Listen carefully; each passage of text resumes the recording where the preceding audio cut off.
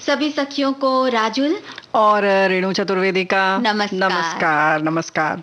रेणु जी, आज हम अपने सुनने वालों के लिए ढेर सारी पिटारे में कुछ कुछ लेकर आए हैं, तो उसके बारे में बताते चलें।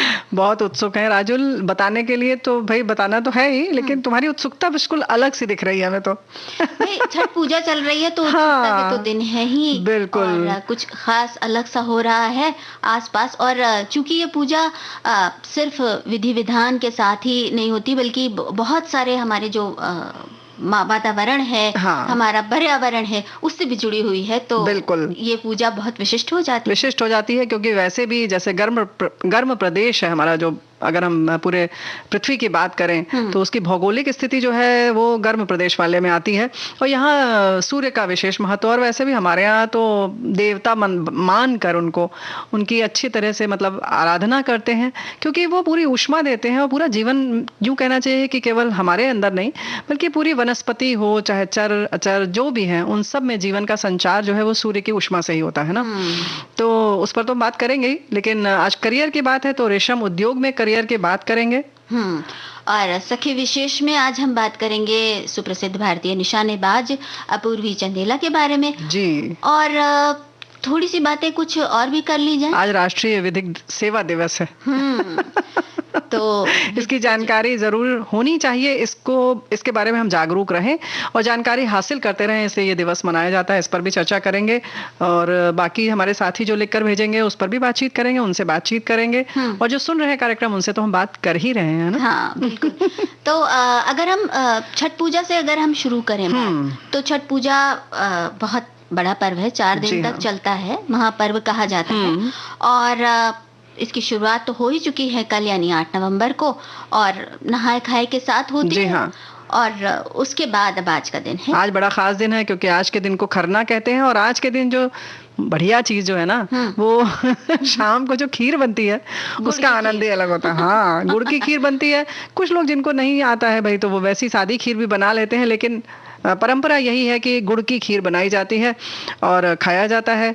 तो एक तरह से कल जो हुआ कि बिल्कुल सात्विक भोजन किया गया, ठीक है, फलहार नहीं किया गया, लेकिन जो अनाज भी खाया गया वो बिल्कुल सात्विक तरीके से, जैसा कि उपवास में खाया जाता है, ताकि आपका मन जो है वो उतना ही शुद्ध और हल्का हो सके, जिससे कि आप आध्यात्मिक जो भी आपकी जुड़ाव है, या सूर्य से जुड़ाव है या प्रकृति से जुड़ाव है, आप उसे महसूस कर सकें। बिल्कुल, है ना।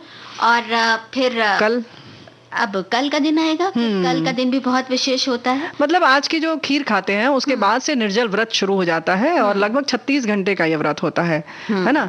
कल भी पूरे दिन बहनें निर्जल व्रत रहती हैं, कुछ पुरुष भाई भी हमारे रहते हैं, अपनी श्रद्धा की बात है। और फिर कल सूर्यास्त के समय का, यानी कि जो ढलते हुए सूरज को अर्घ्य देते हैं जल में खड़े होकर, और उसके बाद अगले दिन सुबह उगते हुए सूरज को अर्घ देने के साथ व्रत का पारण किया जाता है। तो इस तरह से 4 दिन का ये पर्व होता है, और ये 4 दिन बहुत खास होते हैं। और छठ का व्रत रहने वाले एक विशेष किस्म की ऊर्जा महसूस करते हैं व्रत के दौरान, और कुछ इसलिए भी क्योंकि ये ऊर्जा उन्होंने अपने आप को शुद्ध करके और पर्यावरण को शुद्ध करने के संकल्प के साथ हासिल की होती है। तो ये बहुत खास हो जाता है। जी हाँ।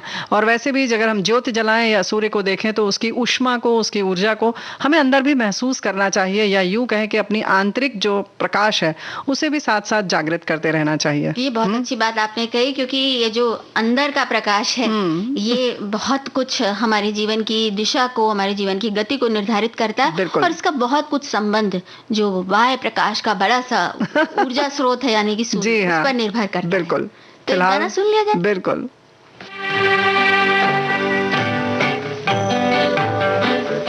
जगत भर की रोशनी के लिए, करोड़ों की जिंदगी के लिए, सूरज रे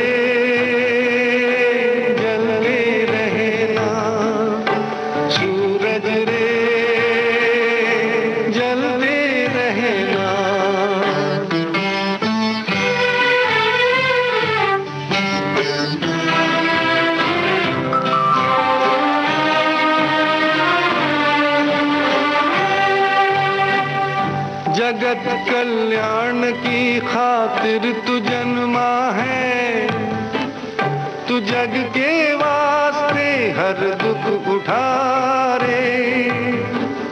भले ही अंग तेरा भस्म हो जाए, तू जल जल के यहाँ किरणें लुटा रे। लिखा है ये ही तेरे भाग में कि तेरा जीवन रहे आग में। सूरज रे जलते रहना, सूरज रे जलते रहना।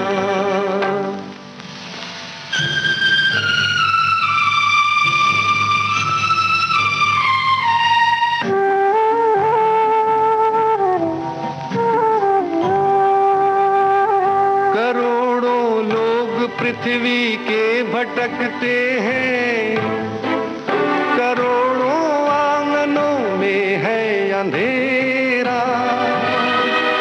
अरे जब तक न हो घर घर में उजियाला, समझ ले है अधूरा काम तेरा। जगत उद्धार में अभी देर है, अभी तो दुनिया में अंधेर है। सूरज रे जलते रहना, सूरज रे जलते रहना। जगत भर की रोशनी के लिए, करोड़ों की जिंदगी के लिए। सूरज रे जलते रहना, सूरज रे जलते रहना।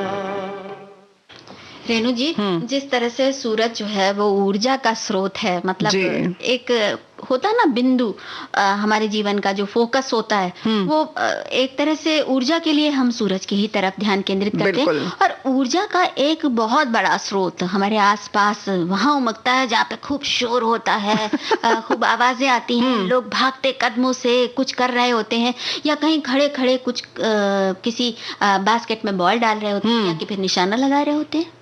तो फिर बस तालियां तालियां बजने लगती हैं और हम उत्साह से भर जाते हैं, देखने वाला भी, और जो इसको अंजाम दे रहा होता है वो तो खुशी से बस पूछो नहीं, फूला नहीं समाता है, कोई ठिकाना नहीं रहता। बिल्कुल हम समझ रहे हैं, तुम बात कर रही हो अपूर्वी चंदेला की, हमें बात करनी है, लेकिन हमारे साथियों ने लिखकर भेजा है कि भाई आज का जो पर्व है उसकी ढेर सारी शुभकामनाएं। तो हम शुभकामनाएं देना भूल गए थे, तो हम दे देते हैं शुभकामनाएं उन्हें भी ढेर सारी शुभकामनाओं के साथ साथ हमने बहुत सारी बातें भी की हैं, वो ध्यान से सुन रहे हैं, इसके लिए उनका बहुत बहुत शुक्रिया भी। जी हाँ, एक ने लिखा है कि जो हमने बताया ना कि गुड़ की खीर, तो इन्होंने लिखा है कि घी लगी दोस्ती रोटी भी इसके साथ खाई जाती है, ये आज का महाप्रसाद होता है। अच्छा। हाँ, और ये नहीं पता था, लेकिन कुछ जगह पर राजुल ऐसा भी कहते हैं कि जो कि सूर्य की पूजा का ये दिन है, तो कुछ स्थानों पर, एक आध जगहों पर ऐसी परंपरा शुरू कर दी है उन लोगों ने कि सब जानते हैं कि सूर्य का जो रथ है वो 7 घोड़ों वाला रथ होता था, तो वो 7 घोड़े शहर में छोड़ देते हैं पूजा करके, और फिर जो व्रती महिलाएं होती हैं, जो लोग भी व्रती होते हैं, वो उनकी पूजा करते हैं, उन्हें तिलक लगाते हैं और गुड़ चना उसे खिलाकर यूं कहें कि उसको भी सम्मान देते हैं और आशीर्वाद प्राप्त करते हैं। तो ये जीव जगत का पूरी तरह से एक तरह से कहते हैं कि पर्व है कि जीवों को भी एक नया वो दिया जाता है, हाँ, उन्हें भी पूजा जाता है, और इस तरह से जाहिर है कि जब हम पूजेंगे तो उनका ख्याल रखेंगे, और फिर हम चाहेंगे कि भाई घोड़े रहें हमारे आसपास ताकि आज के दिन हम पूजा कर सके, है ना। तो ये सारी चीजें हैं, ये शायद कल होता होगा, आने वाले दिन कल होगा, लेकिन ऐसा भी होता है। लेकिन जो बात तुमने कही कि निशानेबाजी की बात, अब पूर्वी चंदेला जो हैं वो वाकई उन्होंने जो मकाम हासिल किया है, ये भारतीय निशानेबाज हैं जिन्होंने राइफल शूटिंग की दुनिया में नाम कमाया, और अपनी काबिलियत के दम पर रिकॉर्ड बनाने वाली अपूर्वी ने खेल जगत का प्रतिष्ठित अर्जुन पुरस्कार हासिल किया। अपूर्वी चंदेला का जन्म हुआ था 4 जनवरी 1993 को। जयपुर में इनका जन्म हुआ था और इनके माता पिता को भी खेलों में रुचि थी। तो 2008 में बीजिंग के ओलंपिक्स हो रहे थे, तो सब परिवार जैसे कि देखता रहता है। हाँ, बिल्कुल। खेल का कोई भी वो होता है तो देख रहे थे सभी। तो अपूर्वी ने उस समय तक ये तय किया था कि वो आगे चलकर खेल पत्रकार बनेंगे। जैसे होता है ना बच्चों का सपना कि हम ये बनेंगे वो बनेंगे। तो जब वो देख रही थी बीजिंग ओलंपिक देखने लगी, तो उनका जो पहले से तय किया हुआ सपना था उसमें थोड़ा सा बदलाव आया और ओलंपिक में निशानेबाजी की जो प्रतियोगिता चल रही थी उसे देखते हुए उन्हें ये लगा कि उनकी मंजिल तो भाई कहीं और है। तो बस और केवल ऐसा नहीं है, मतलब सब समझ गए होंगे कि निशानेबाजी उन्होंने तय किया कि यही हमारी मंजिल है, लेकिन अभिनव बिंद्रा के प्रदर्शन से बहुत प्रभावित हुई और अभिनव बिंद्रा ने, आप सब जानते हैं कि स्वर्ण पदक हासिल किया और अपूर्वी को लगा कि बस वो यही करना चाहती हैं। तो जब ऐसा लगा उन्हें तो अच्छी बात ये थी कि उनके माता पिता ने भी उन्हें पूरा इस बात का उन्हें बढ़ावा दिया, प्रोत्साहन दिया और उन्हें प्रशिक्षण केंद्र में ले गए। वहां पर पिता की ये इच्छा थी कि वो पिस्टल चलाना सीखे, क्योंकि राइफल बड़ी चीज होती है। तो उन्हें लगा होगा कि पिस्टल से काम माता पिता को लगता है हमारे बच्चे छोटे हैं तो कोई छोटा खिलौना लें, है ना। लेकिन भाई अपूर्वी तो अपने अपूर्वी थी। हाँ, तो उन्होंने तय किया हुआ था कि हम राइफल ही सीखेंगे। तो उन्होंने राइफल से ही निशानेबाजी सीखनी शुरू कर दी। लेकिन प्रशिक्षण केंद्र पहुंचने के लिए राजुल 45 मिनट लग जाते थे और इसको देखकर उनके माता पिता ने, मतलब सिर्फ ऐसा नहीं कि प्रशिक्षण केंद्र ले गए बल्कि उसके बाद भी बहुत सहूलियत दी।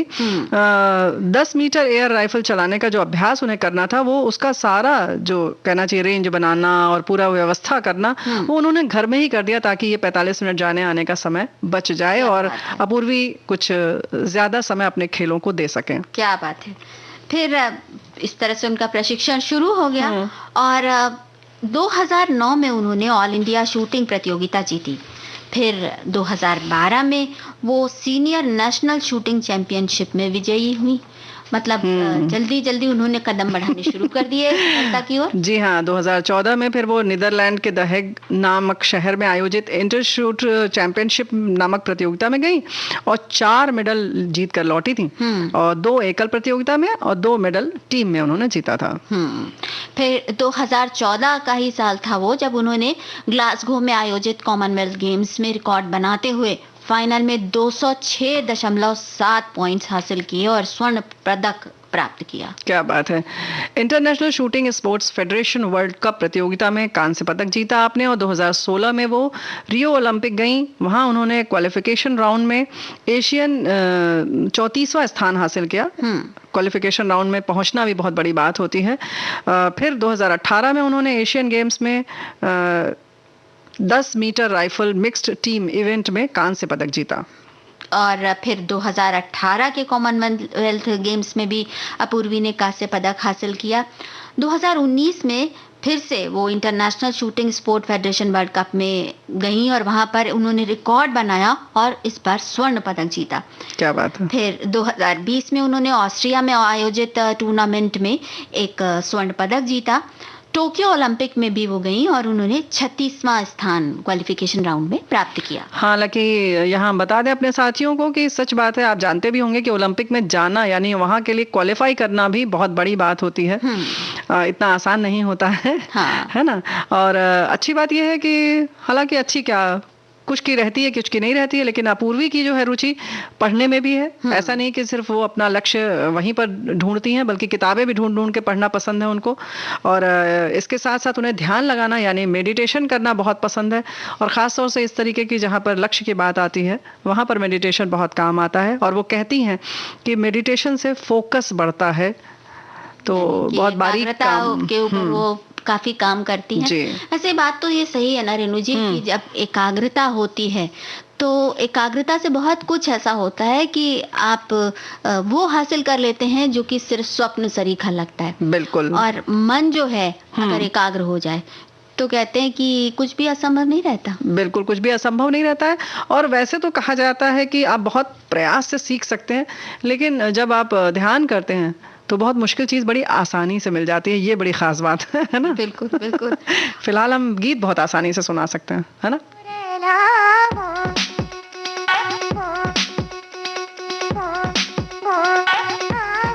one more time.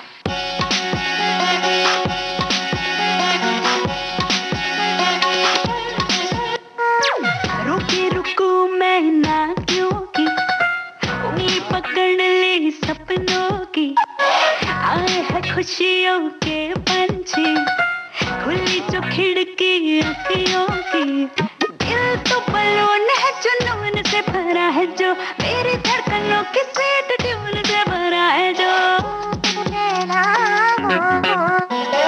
दिल तो बलून है जुनून से भरा है जो, मेरी धड़कनों की स्वीट ट्यून से भरा है जो, मैं रहूं क्यों शायद मनवा पंख फैला के लाइट्स टू फ्लाई, दुनिया पुल पुल पुल कर keeps on trying, मनवा पंख फैला के लाइट्स टू फ्लाई, दुनिया पुल पुल पुल करे।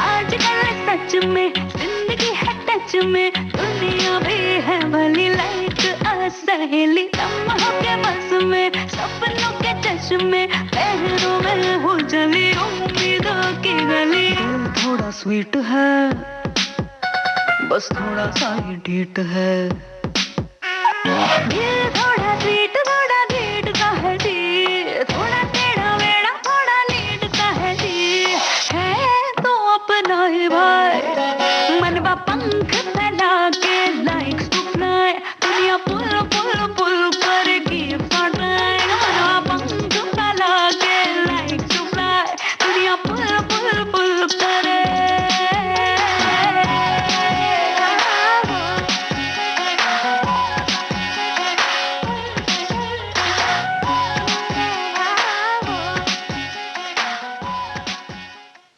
रेणु जी, जैसा कि हमने भी कहा था शुरुआत में कि आज का दिन पर्व के साथ साथ एक खास तारीख की तरफ भी इशारा करता है, और वो तारीख है 9 नवंबर। जी हाँ, राष्ट्रीय विधिक सेवा दिवस, जो कि भारतीय कानून के इतिहास में बहुत विशेष योगदान है इसका। और इस दिन राष्ट्रीय विधिक सेवा दिवस मनाया जाता है ताकि सभी जागरूक हों और उचित और निष्पक्ष न्याय प्रक्रिया से, जो हमारे देश की है, संविधान में है जो, उससे परिचित हों। जी हाँ, हमारे साथी भी लिखकर भेज रहे हैं कि इस दिवस को मनाने का उद्देश्य समाज के कमजोर वर्गों के लोगों के लिए निःशुल्क, प्रवीण और कानूनी सेवाओं की पेशकश करना है। हम कमजोर वर्गों के लोगों को मुफ्त सेवाओं की उपलब्धता सुनिश्चित करने और साथ साथ उन्हें उनके अधिकारों के बारे में जागरूक करने का प्रयास भी करता है ये दिवस। दिवस तो करता है, लेकिन हमें भी कुछ करना चाहिए। ये बात बिल्कुल सही है। लेकिन हम अगर बात कर रहे हैं विधिक सेवा दिवस की, तो इसके अंतर्गत मनाए जाने वाले इसका मकसद, जैसे कि इन्होंने बताया हमारे साथी ने, वही है कि समान रूप से न्याय प्राप्त करने का अधिकार हो। और इसकी शुरुआत जो हुई ना राजुल, पहली बार 1995 में हुई थी। तो जो भारत के सर्वोच्च न्यायाधीश हैं, वो राष्ट्रीय विधिक सेवा प्राधिकरण के संरक्षक होते हैं जी। और संविधान में समानता के आधार पर न्याय को बढ़ावा देने के लिए समाज के कमजोर और निर्धन वर्ग को मुफ्त कानूनी सेवाएं प्रदान करने का भी प्रावधान है। ये अधिकार है जो नागरिकों का उसमें अंतर्गत है ये। तो इस बारे में जानकारी उपलब्ध कराई जाती है ज्यादा से ज्यादा। और इसके अलावा विवादों के सौहार्दपूर्ण समाधान के लिए लोक अदालतें लगाई जाती हैं, ताकि सिंपल तरीके से, बड़े प्यार से, सरलता के साथ, सहजता के साथ ये सब समाधान हो सके। इस तरीके से लोक अदालतें जब लग जाती हैं तो बहुत आसानी से और कम समय में बहुत सारी चीजों का निपटारा हो जाता है। तो अगर हम निशुल्क विधिक सेवाओं की बात करें तो उनके अंतर्गत क्या क्या आता है, इस पर जरा एक नजर डाल ली जाए। जैसे कोर्ट फीस है या दूसरे शुल्क हैं, ये सब आते हैं। तो अगर कानूनी कार्यवाही के दौरान किसी को उसके पास वकील नहीं है तो उसे वकील की सहायता उपलब्ध कराई जाती है। और कानूनी कार्यवाही में आदेशों या दूसरे दस्तावेजों की जो प्रमाणित प्रतियां हैं वो भी उपलब्ध कराई जाती है। जिनके लिए पैसा देना पड़ता है, तो वो बिना शुल्क कुछ दिए हुए उन्हें प्राप्त हो जाती है। अपील और दस्तावेज का अनुवाद भी इसी तरह से जरूरत होती पड़ी अगर, या छपाई सहित पेपर बुक तैयार करना, ये सारी चीजें भी निःशुल्क उपलब्ध कराई जाती हैं जो जरूरतमंद होते हैं उन्हें। और मुफ्त कानूनी सहायता जिनको प्रदान की जाती है वो कौन होते हैं? उनके लिए एक विशेष पात्रता होती है जिसके अंतर्गत महिलाओं और बच्चों को निःशुल्क विधिक सेवा मिलती है। अनुसूचित जाति और जनजाति के सदस्यों को या औद्योगिक श्रमिक को, जो हमारे दिव्यांग लोग हैं, सहयोगी हैं, उनके लिए समाज में जो लोग हैं, और हिरासत में रखे गए लोगों को भी निःशुल्क कानूनी सहायता मिलती है। इसके अलावा जो 1 लाख वार्षिक आय पाने वाले लोग भी सहायता के अधिकारी हैं। और इसके अलावा बड़ी आपदा जैसे कि अगर हिंसा या बाढ़ या सूखा या भूकंप या कोई औद्योगिक आपदा आई है तो इसके शिकार लोगों को भी निःशुल्क विधिक सेवा प्राप्त होती है। और बेगार या अवैध मानव व्यापार के शिकार लोगों के लिए भी ये सेवा उपलब्ध कराई जाती है। तो बातें तो बहुत सारी चीजें हैं, मिली हुई हैं हमें, लेकिन इसकी जानकारी होना और इसके लिए थोड़ा आगे आना भी बहुत जरूरी है राजू, है ना? हाँ, अगर जहाँ पर ये जानकारी आप प्राप्त कर सकते हैं या कोई सही जगह पर, जैसे आज का दिन है तो बहुत सारे इस तरह के वर्कशॉप चलाए जाते हैं, कार्यक्रम चलाए जाते हैं जिनमें ये सूचनाएं दी जाती हैं और उन सूचनाओं को प्राप्त करके अगर कुछ इस तरह की सहायता की जरूरत है तो वो प्राप्त की जा सकती है। तो इतना मुश्किल नहीं होता है। और वैसे भी हमारे देश के अगर कानून की हम बात करें तो बहुत सारे ऐसे अधिकार हमें पहले से मिले हुए हैं जहाँ की अगर जिसको कहते हैं कि विकसित राष्ट्रों में भी वो अधिकार नहीं मिले हुए थे जो हमारे यहाँ पहले से मिला हुआ था।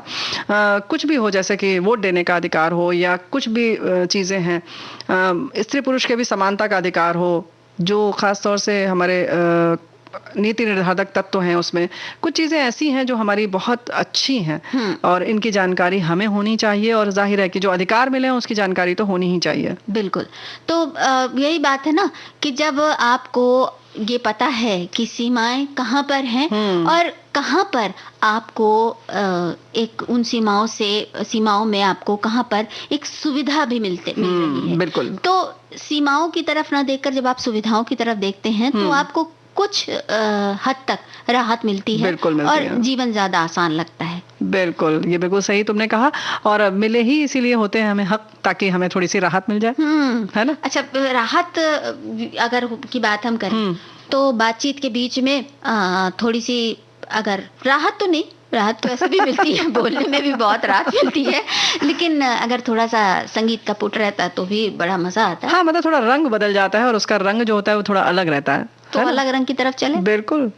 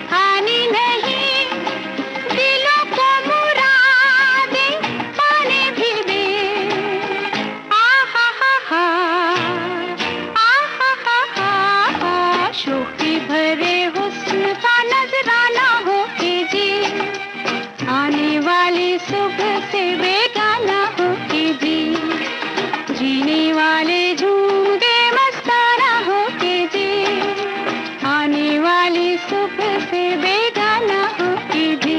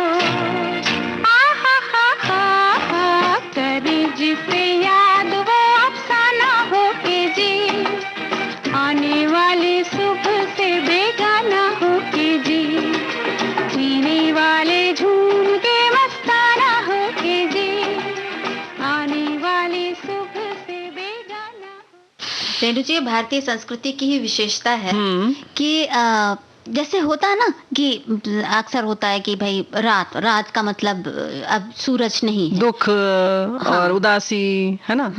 और सुबह का मतलब उजाला तो है।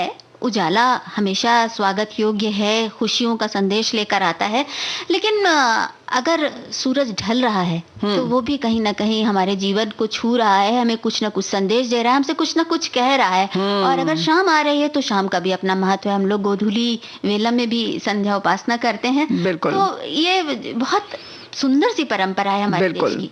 तो जहाँ छठ पूजा की अगर हम बात करें तो जहाँ चढ़ते सूरज को जब चौथे दिन हम अर्घ्य देते हैं, वहीं पर जो तीसरा दिन होता है जिस दिन हम ढलते सूरज को सम्मान देते हैं। हाँ, बिल्कुल। तो वो एकदम अलग सी बात है। इस बारे में हमारे साथी ने लिखकर भेजा है ना, और ये लिखती हैं कि हमारा सौभाग्य रहा कि पिछले 2 वर्ष कोरोना से पहले की बात है, छठ पर्व में शामिल हुए और जानने को मिला।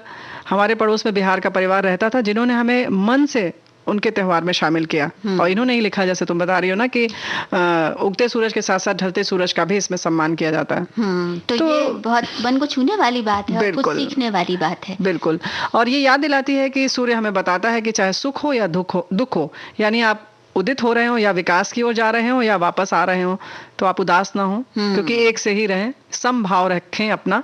क्योंकि सूर्य आपने देखा होगा, ध्यान दिया होगा कि उदय हो रहा हो तब और अस्त हो रहा हो, दोनों समय एक सी ही लालिमा रहती है उसकी।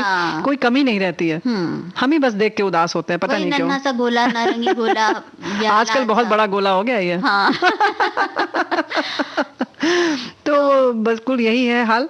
तो बस उसको देखें। वो अलग बात है कि हम सोचते हैं अरे सूर्य अस्त हो रहा है, लेकिन कहीं ना कहीं तो वो उदित भी हो रहा होगा।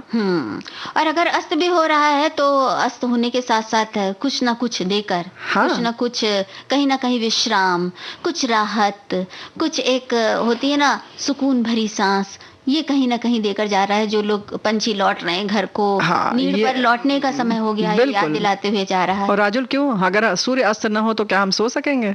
है ना? तो बहुत सुंदर ये चक्र है और वैज्ञानिक चक्र है। वैज्ञानिक चक्र, वैज्ञानिक चक्र की ओर इशारा करता है।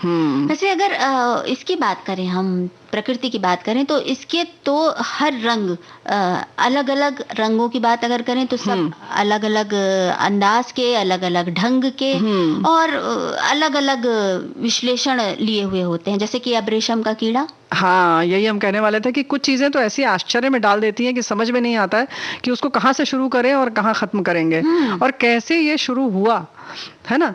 कहीं ना कहीं ये बड़ा रहस्य और रोमांच सा लगता है कि रेशम का कीड़ा किस तरह से रेशम बनाता जाता है और वो वस्त्र जो पूरी साड़ी बनती है हम लोग पहनते हैं उसको, है ना? अपने आप में बहुत चमत्कार सा शहतूत पर, बिल्कुल। तो शहतूत पर लगने वाला, जैसे जबकि कीड़ा एक ऐसा कृमि जो है वो हमेशा ऐसा समझा जाता है कि वो नुकसानदेह है, वो कहीं ना कहीं हमें मतलब किसी लायक नहीं है, उपयोग में नहीं आ सकता, कम से कम ये तो मानते ही हम लोग, बल्कि बहुत सारी जगहों पर बड़े उसको खराब तरीके से प्रयोग में भी लाते हैं, बातचीत में भी।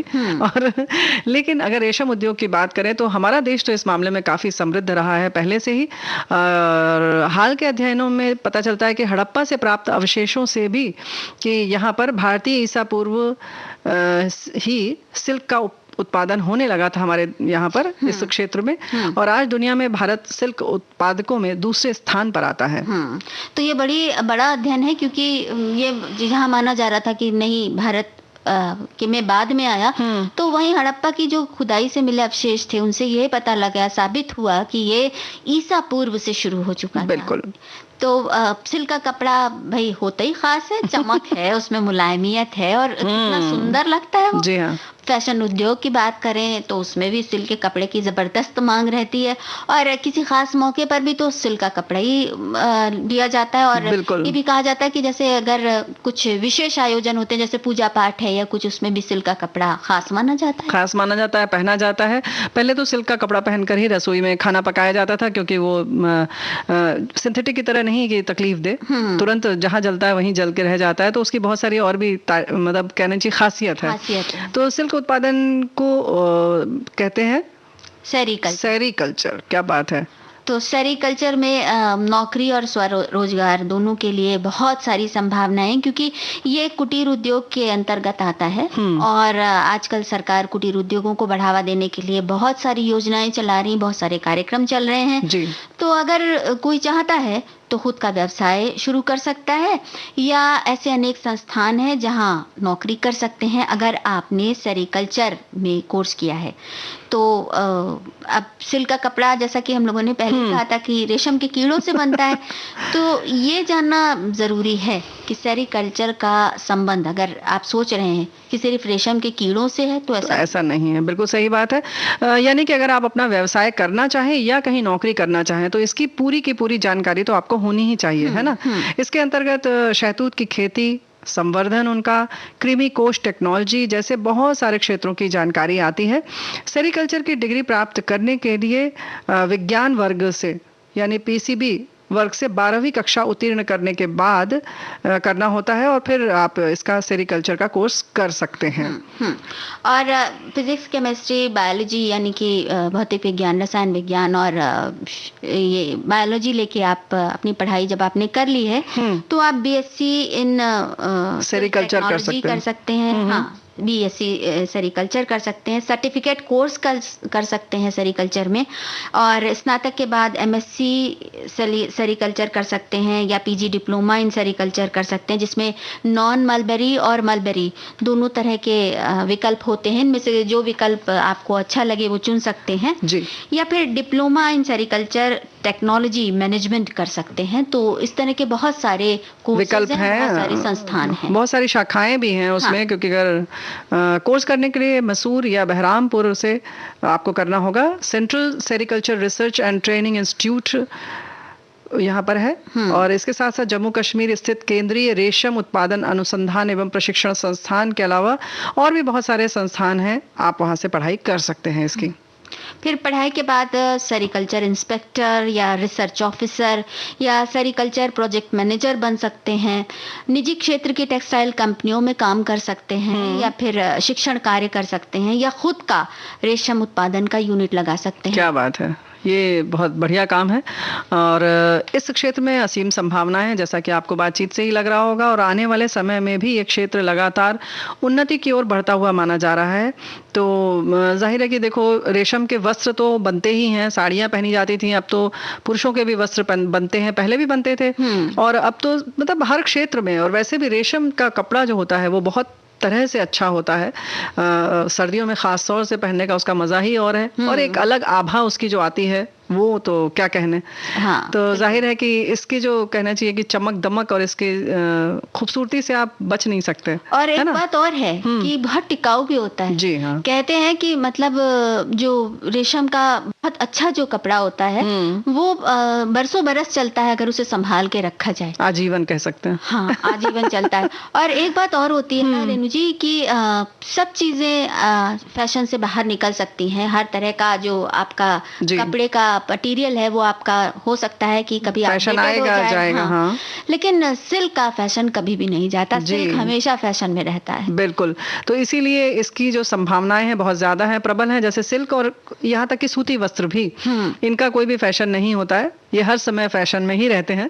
तो ये कभी आउट नहीं होते, हमेशा इन रहते हैं। और आजकल तो बहुत सारी ऐसी भी चीजें हो रही हैं कि सिल्क के एक धागे को लेकर और उसको किसी सिंथेटिक धागे को मिला के या उसके साथ सूती धागे को मिलाकर कुछ ना कुछ नए नए प्रयोग हो रहे हैं और नए तरह के किस्म के कपड़े निकल रहे हैं। तो उन कपड़ों के साथ भी तरह तरह के परिधान बन रहे हैं। तो बहुत बड़ा क्षेत्र है और विदेशों में बहुत मांग है खासतौर से। जी हाँ, तो अगर आप इस क्षेत्र में भविष्य बनाना चाहते हैं तो इससे संबंधित बहुत सारी और भी जानकारियां इकट्ठा कीजिए और इस क्षेत्र में आइए, क्योंकि सबसे अच्छी बात यह है कि हमारे देश का पहचान है।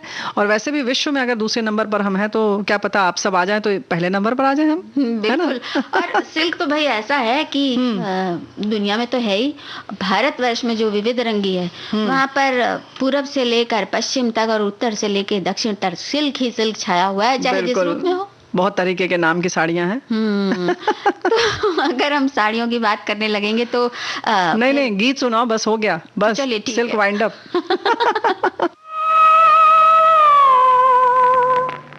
दूंगी तेनू रेशमी रुमाल,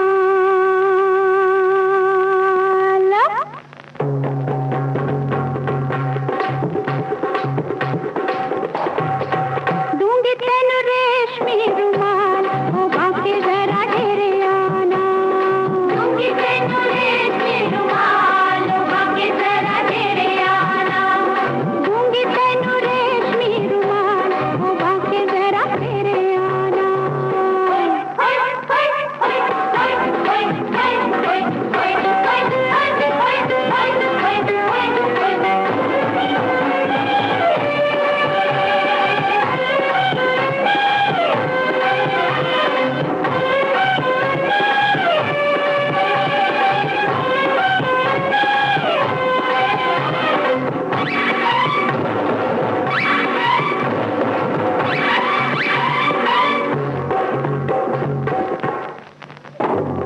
गोरी गोरी है ये मेरे प्यार की निशानी, सुनी है धागे धागे में दिल की कहानी। गोरी गोरी है ये मेरे प्यार की निशानी, सुनी है धागे धागे में दिल की कहानी। ऐसा वैसा नहीं है रे पानी पंजाब का, घूंघट है प्यार का, रंग है गुलाब का। ऐसा वैसा नहीं है रे पानी पंजाब का, घूंघट है प्यार का, रंग है गुलाब का।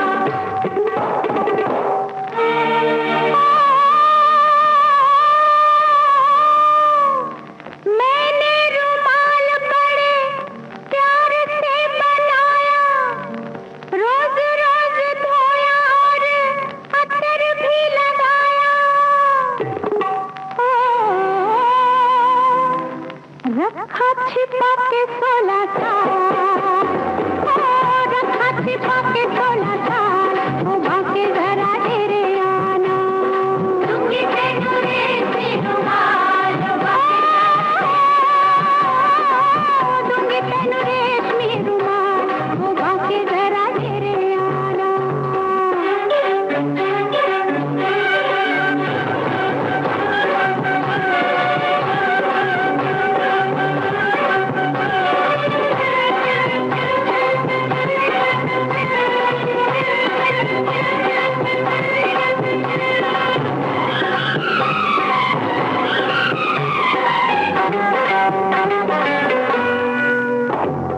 मामा जैसे आया वैसे वो भी मेरा आएगा साथ साथ मेरी कोई लंदन से लाएगा अरे हट तू क्या जाने कैसा है वो मेरा ऐसा जैसा होगा नानी घोड़ी कभी तेरा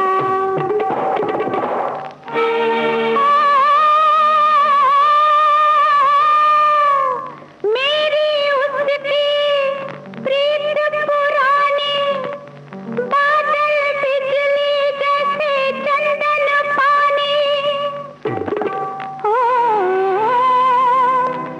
कर दूंगी मुखड़ा लाल कर दूंगी मुखड़ा लाल वो बाकी मुंह धोके आना दूंगी तेनू रेशमी रुमाल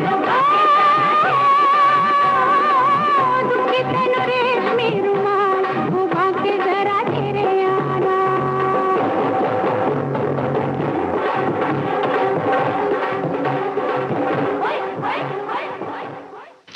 तो भाई ये तो रंग बिरंगा गाना हो गया। बड़ा मजेदार गाना था ये तो।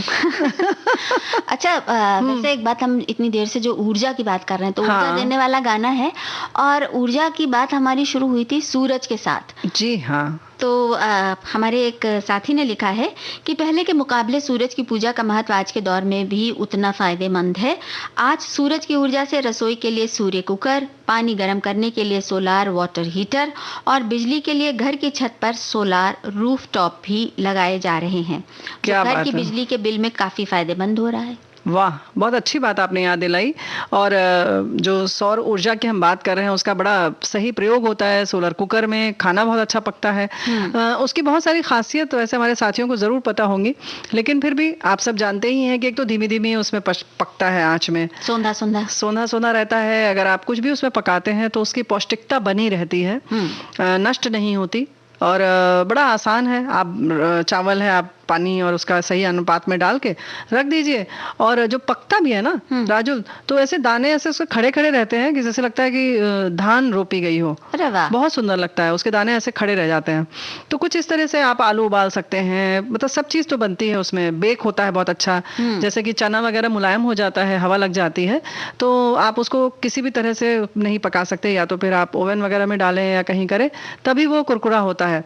लेकिन अगर आप सोलर कुकर में रख देते हैं तो बड़ी आसानी से मुफ्त में क्या बात बन जाता है। बड़ा अच्छा सा मूंगफली जो छिलके वाली होती हैं, जो फोड़ के खाई जाती है आजकल, खाई जाएगी, अब सर्दी आ गई, तो वो भी बहुत अच्छी सी उसमें भुन जाती है। तो इस तरह से इसके बहुत उपयोग हैं। और सोलर पैनल जैसे इन्होंने कहा, तो सच में लोग छत पे लगवाते हैं, बिजली के जो बिल में कटौती हो जाती है, काफ़ी कम हो जाता है। तो कुछ इस तरीके की चीज़ें हैं। एक बार ज़रूर पैसा लगता है, लेकिन इस पर हमें ध्यान देना चाहिए, क्योंकि असीमित स्रोत है ऊर्जा का सूरज। और सिर्फ अपने ही फायदे का नहीं है ये, बल्कि ये पूरे, जैसे कहते हैं ना कि जगत के फायदे के लिए सूर्य जलता है, तो उसी तरह जगत का फायदा के लिए जलने वाले सूर्य से हम सबका फायदा हम भी कर सकते हैं, अगर हम इसका सही तरीके से इस्तेमाल करें। ये सब जो हम लोगों ने बातें की, अगर उसका प्रयोग करेंगे तो जैसा तुम कह रही हो बिल्कुल सही, सबका फायदा होगा। लेकिन कैसे भाई? इस तरह से फायदा होगा कि अगर हम इस तरह के उपकरणों का उपयोग करते हैं जो प्राकृतिक रूप से हमारी मदद करते हैं, तो उससे जो ये होता है ना कि जो हम दोहन करते रहते हैं प्राकृतिक संसाधनों का, जी, वो थोड़ा उस पर कुछ कम प्रतिबंध लग जाएगा, बिल्कुल सही। और धीरे धीरे करके और लोगों को भी इसकी प्रेरणा मिलेगी, और इस तरह से जो बराबर एक अंदर से एक डर सा बना रहता है, और हमेशा सबको ये सचेत भी किया जाता रहता है, सही बात भी है कि अगर जरूरत से ज्यादा प्राकृतिक संसाधनों का दोहन किया जाए तो वो एक दिन खत्म हो सकते हैं। जैसे बिजली कैसे बनाई जाती है, उसमें कितनी सारी चीजें खर्च होती हैं, तो अगर उस पर थोड़ी सी कटौती हम कर सकते हैं, सौर ऊर्जा के द्वारा, तो उसकी तरफ हमें ध्यान देना चाहिए। बिल्कुल। एक कदम जरूर बढ़ाना चाहिए। बिल्कुल। केवल इसी पर नहीं, जैसे गैस की अगर हम बात करें, तो जिस पर हम खाना पकाते हैं, ईंधन की बात करें, तो अगर हम ईंधन नहीं उतना प्रयोग में लाएंगे तो जाहिर है कि उसकी उतनी मांग नहीं रहेगी, तो उतने उत्पादन की भी जरूरत नहीं रहेगी। ऐसे ही बिजली का भी उतना उत्पादन नहीं करना पड़ेगा अगर हम धीरे धीरे सौर ऊर्जा की तरफ बढ़ेंगे तब, है ना। तो जाहिर है कि आप भी समझ रहे हैं कि बहुत सारी तरह से हम पर्यावरण प्रदूषण से भी बच सकते हैं, है ना। और खास तौर से जो बिजली जिनको नहीं पहुंच पा रही है, क्योंकि सच बात है कि अभी भी जितनी मांग है उतनी हम उत्पादन भी नहीं हो पा रहा है, तो उन तक पहुंच जाएगी। तो कुछ ना कुछ ये सारी चीजें हमें सोचना चाहिए, समाज के हर वर्ग के लिए और पूरी सृष्टि के लिए भी सोचना चाहिए। दो तरह के रास्ते होते हैं हमारे सामने। एक तो ये कि हम जब कभी कुछ कमियां आए तो उनकी शिकायतें करते रहे और हमेशा उन पर रोशनी उसी पर डालें जहां पर कमी है, उसी तरफ हम देखें। और एक रास्ता ये भी होता है कि हम उन कमियों को नजरअंदाज करके आगे बढ़ें और उस रास्ते को चुनें जहां जाकर हमें अपार संभावनाएं दिख रही हैं, जहां पर हम बहुत कुछ कर सकते हैं और बहुत कुछ हासिल कर सकते हैं, प्राप्त कर सकते हैं, दूसरों का भला कर सकते हैं। बिल्कुल तो सही, ये भी एक तरह का सामाजिक सेवा का काम है। बिल्कुल बिल्कुल। यानी कि हम अधिक से अधिक सोलर पैनल्स लगवा लें। सोलर पैनल लगाने में ज़रूर जाहिर है कि लगता है एक बार राजुल कि बहुत अधिक पैसा लग रहा है, लेकिन आप सोचें कि जो हर महीने हम बिजली का बिल दे रहे हैं उसमें जब वो शून्य पर आ जाएगा तो कितना अच्छा लगेगा, है ना। और उसके बाद जो तुमने जैसे कहा कि वो समाज सेवा की बात या जो पूरे समाज की सुधार की बात कहें या एक अच्छी सृष्टि के निर्माण की बात करें, वो भी उसके पीछे बहुत बड़ा उद्देश्य है। तो उसमें तो अगर थोड़ा बहुत आपका पैसा खर्च भी हो जाए तो कोई बात नहीं, हाँ, है ना? मतलब इस तरफ ध्यान देना चाहिए, इस तरफ सोचना चाहिए। और रेणु जी, मुझे लग रहा है कि हमें एक गाने की तरफ बढ़ना चाहिए। जरूर।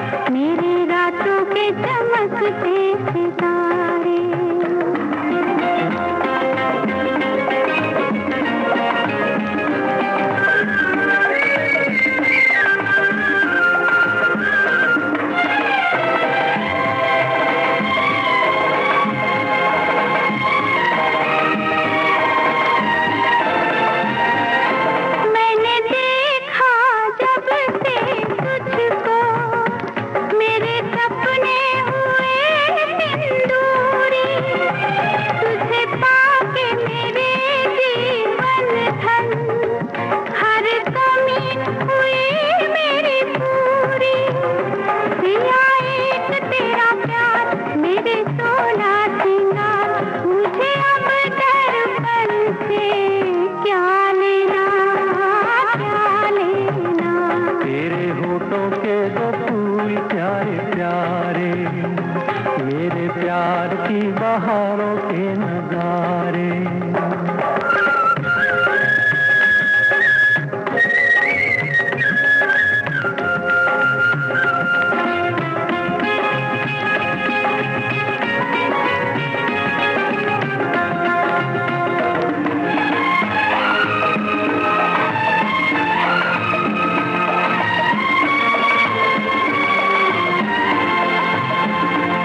तेरा मुखड़ा दमके चमके जैसे सागर पे चमके सवेरा।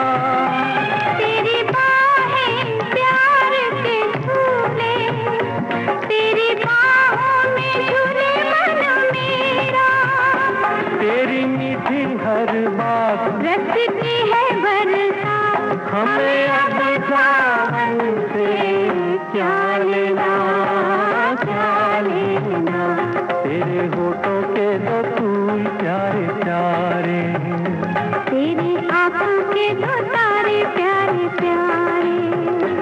अब मुझे चमन से क्या लेना, अब मुझे गगन से क्या लेना, क्या लेना, हमें क्या लेना, क्या लेना।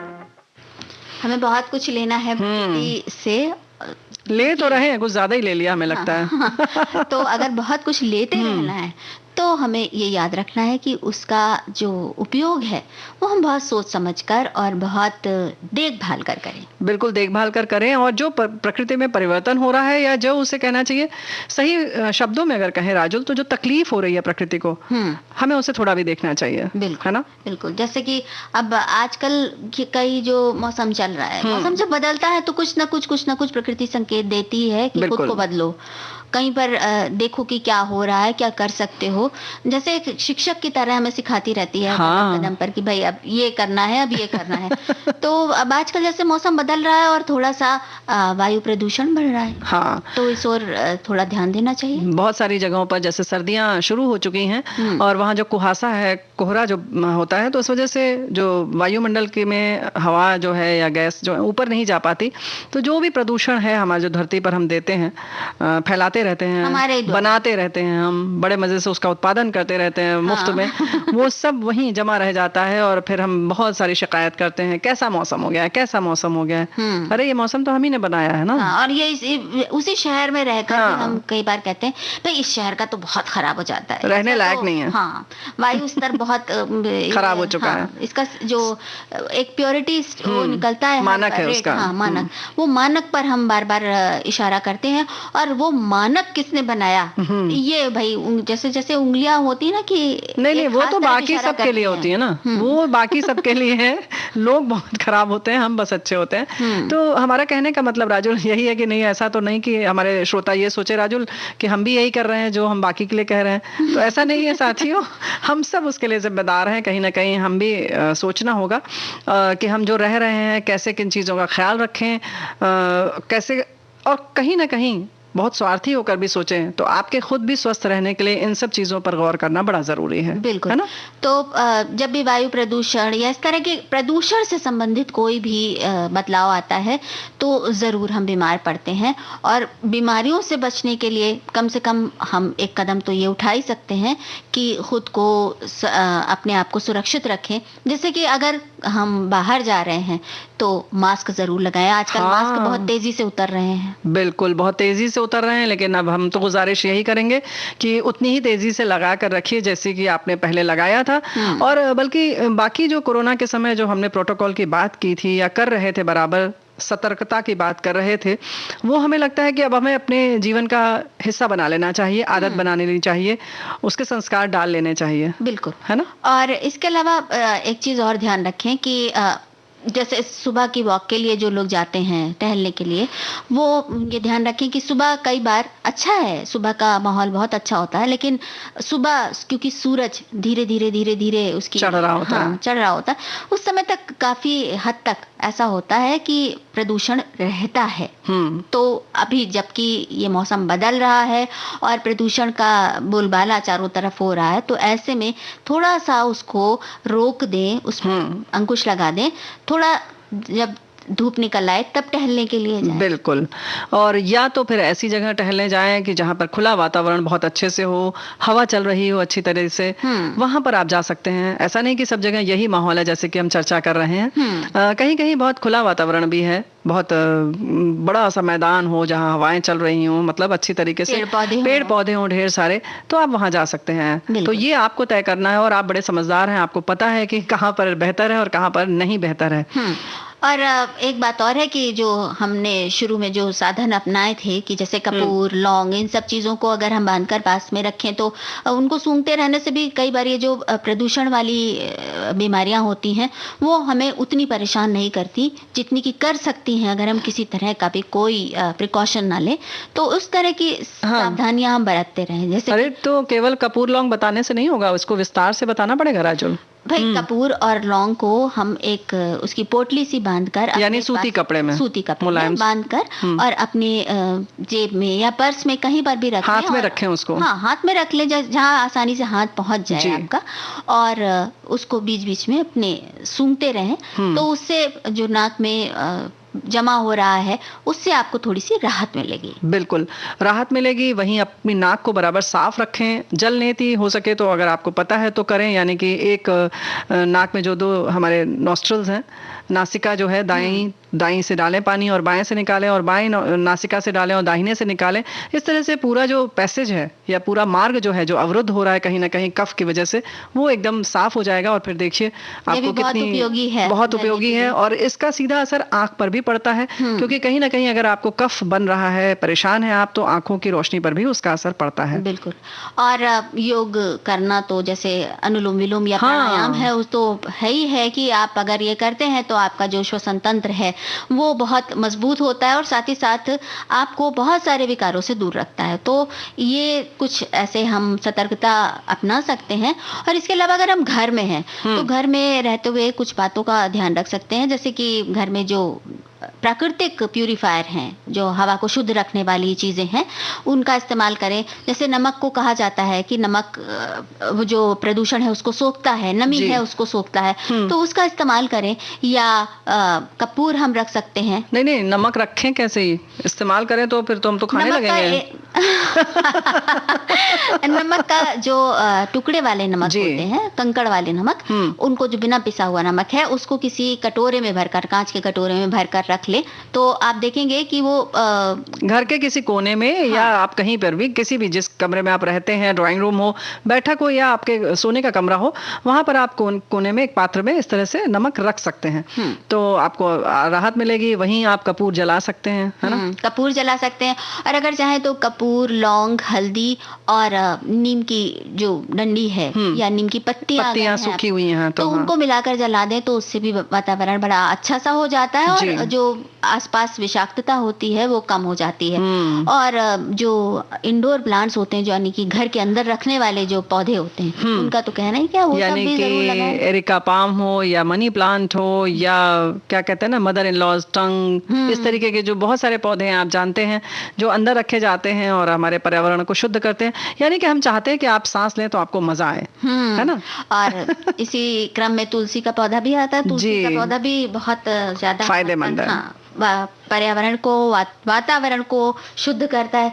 तो भाई ये छोटी छोटी चीजें हैं, और कहते हैं ना कि छोटे छोटे कदमों से चलकर हम बड़ी बड़ी मंजिलें पार कर लेते हैं। और तो मंजिल तक आ गए अब तो लग रहा है। हाँ, वही मंजिल तक आ गए हैं, समय हो गया है। तो अब सभी सुनने वालों से लेते हैं इजाजत। आप सभी को राजुल और रेणु चतुर्वेदी का नमस्कार।